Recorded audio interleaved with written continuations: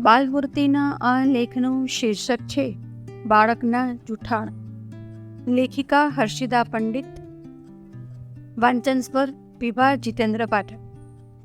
બાળવર્તનના પ્રશ્નોની ચર્ચા કરીએ ત્યારે બાળકના જૂઠાણાને કેમ ભૂલી શકાય? ઘણા મા બાપ એવી ફરિયાદ કરતા હોય છે કે એમના બાળકને જૂઠું બોલવાની ટેવ પડી ગઈ છે. મા બાપ એવું સામાન્ય રીતે માની લેતા હોય છે કે બાળક જૂઠું બોલે છે ત્યારે એનો ઈરાદો પણ મેલો હોય છે. વાસ્તવિક રીતે વિચાર કરીએ ત્યારે આવું માની લેવું એ ખતરનાક છે. વર્તન ઈરાદાપૂર્વકનું ન હોય એમાં ઈરાદાનું આરોપણ કરવું એ ઉતાવળિયું પગલું ભરવા બરાબર છે. જૂઠાણું કોને કહેવાય? કોઈ પણ મનોવૈજ્ઞાનિક પાસે કોઈ પણ મા બાપ પોતાનું બાળક જૂઠું બોલે છે એવી ફરિયાદ લઈને જાય ત્યારે બાળક કેમ જૂઠું બોલતું હશે એના કારણો શોધવાની ચિંતાના મનોવૈજ્ઞાનિક પ્રથમ પડે. સામાન્ય રીતે 5 થી 12 વર્ષની વયના બાળકોમાં જૂઠું બોલવાની એક ટેવ પડી જાય છે. જૂઠું બોલવું એ નીતિપુરાસરનું ન કહેવાય એવી માન્યતાનો બાળકને ખ્યાલ હજુ સુધી આવ્યો હોતો નથી. સાચા ખોટાની પરખ હજુ બરાબર થઈ હોતી નથી. આથી પોતે જૂઠું બોલે એટલે કોઈને છેતર્યા કહેવાય એવી સમજણ પણ એનામાં ઉગી હોતી નથી. એટલું મા બાપે સમજી લેવાની જરૂર છે. પોતાને થયેલા અનુભવનું રસપૂર્વક બયાન કરતા બાળકનું દ્રષ્ટાંત આપણે જોઈએ. એક દિવસ સાંજે દરિયાકાંઠે ફરવા ગયેલો મસ્તાન ઘેર આવ્યો ને એણે જે કંઈ જોયું હતું, અનુભવ્યું હતું તેનું વર્ણન કર્યું. દરિયામાં એણે જાત જાતની રંગબેરંગી માછલીઓ જોઈ હતી.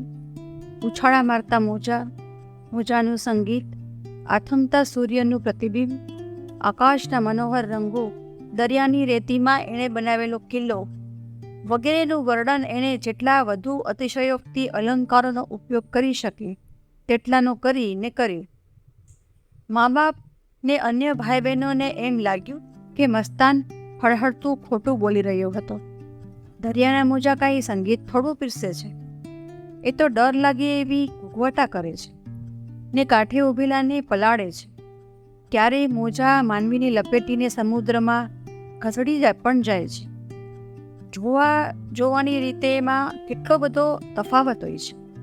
મસ્તાન એની કલ્પનાની પાંખે ઉડીને જે નહોતું તે પણ માણી શકતો હતો. ફરીવાર માણવાની લાલચને લીધે એ વર્ણનમાં ખૂબ ઉદાર પણ બનતો હતો, પણ એ જૂઠું બોલતો નહોતો. એટલું ચોક્કસ, હા, બાળક કોઈને છેતરવાનો પ્રયત્ન કરે તો એ જૂઠું બોલે છે એવો આક્ષેપ કરી શકાય. આથી બાળક જૂઠું બોલતું હોય ત્યારે એનો આશય શું છે ને શા કારણે એવું બોલે છે તે સમજવાનો પ્રયત્ન કરવો. મા બાપની સૂચનાથી ઘણા બાળકો રમતા મસ્તાની માફક ખોટું બોલતા હોય છે. કેટલાક બાળકો પરિસ્થિતિથી ગૂંચવાઈ જાય છે ને જે રીતની ઘટના બની હોય તે સમજીને વર્ણવી ન શકે ત્યારે વિરોધાભાસી વિચારો રજૂ કરે છે અને જેમ જેમ વધુ પૂછપરછ થાય તેમ તેમ જવાબ આપવામાં ગોટાળા પણ કરે છે. કેટલીક વાર તો બાળકો સામાન્ય ચેડવવા કે ચમકાવવા માટે ખાલી જૂઠું બોલે છે. ભાઈ બહેનો તો વળી આપસમાં ઝઘડતા હોય કે એકબીજાની વિરુદ્ધ ફરિયાદ કરવામાં પણ જૂઠાણાનો ઉપયોગ કરતા હોય છે. જેથી પોતાની સાથે ઝઘડતા ભાઈ કે બહેનને મા બાપનો ઠપકો મળે, એમને એમાં કંઈક અનેરા પ્રકારની મજા આવતી હોય છે. કેટલીક વાર બાળક બહાના બતાવવા કે પોતાનો સ્વાર્થ સધાતો હોય ત્યારે પણ ખોટું બોલવા પ્રેરાય છે. બાળકોને મોટેરાઓ એવી પરિસ્થિતિમાં મૂકે છે કે એમને સાંસ્કારિક પ્રકારના જૂઠાણાનો આશરો લેવો પડે છે. પડોશી સાકર માંગવા આવે ત્યારે ઘરમાં સાકર હોય છતાંય ન આપવી હોય તો નથી એમ કહેવડાવે. મા બાપની સૂચના હેઠળ બોલતા જૂઠાણાનું ગાંભીર્ય છે જ નહીં. મા બાપની જવાબદારી. ખરો પ્રશ્ન વિચારવા જેવો તો એ છે કે બાળક કેમ જૂઠું બોલે છે. મુખ્ય વાત તો એ છે કે એણે પરિસ્થિતિને અનુકૂળ બનવા માટે જૂઠું બોલવું પડે છે. જે બાળકને મા બાપ હંમેશા દબડાવ્યા જ કરતા હોય. તે ભયનું માર્યું સાચી વાત કહેવાની હિંમત કરતું નથી. કંઈક તૂટી ફૂટી ગયું હોય ત્યારે તો ખાસ.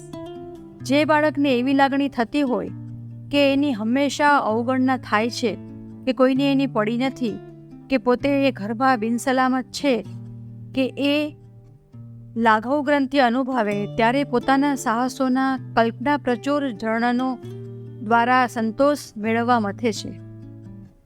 પણ એને કદીએ જૂઠાણું ન કહેવાય.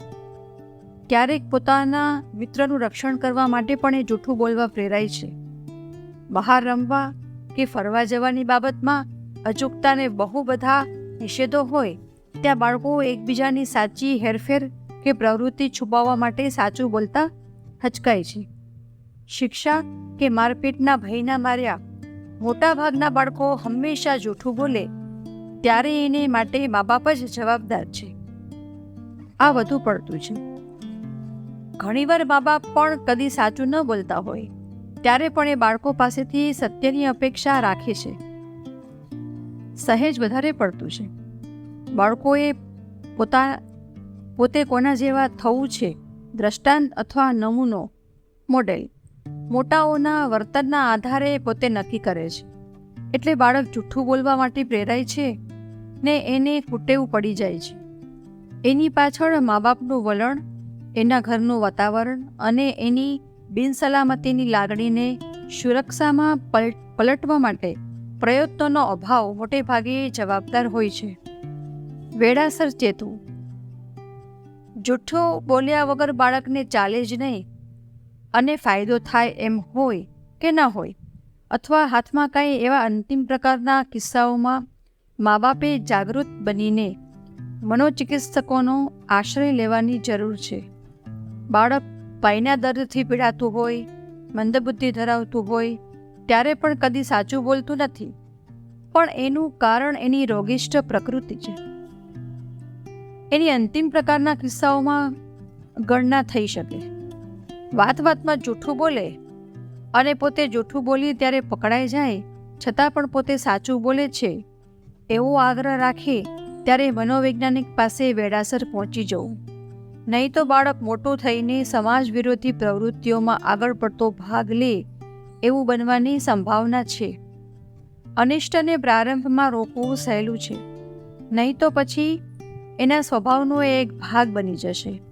એના માથાફળ ઉતરવા માંડે ત્યારે આભ જમીન એક કરીએ તો પણ કોઈ પણ ઉપાય કામયાબ નહીં નીવડે, કારણ કે પછી એના મનમાં છુપાયેલા ઘર્ષણોને નિર્મૂળ કરવાનું કામ કપરું બનશે. માટે વેળાસર ચેતજો. જય હિન્દ, જય ભારત.